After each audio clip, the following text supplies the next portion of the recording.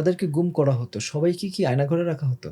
আসলে আয়নাঘর একটা হচ্ছে কোড নেম মূলত, হুম।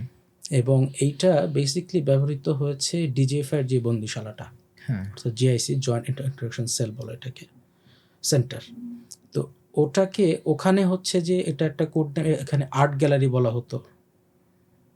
তারপরে এখানে বন্দীদেরকে বিভিন্ন নামে, যেমন একজন বন্দী, আমি নাম বলছি না, তাকে বলা হতো মোনালিসা, উনি অনেক হাই ভ্যালু গুমের ভিকটিম।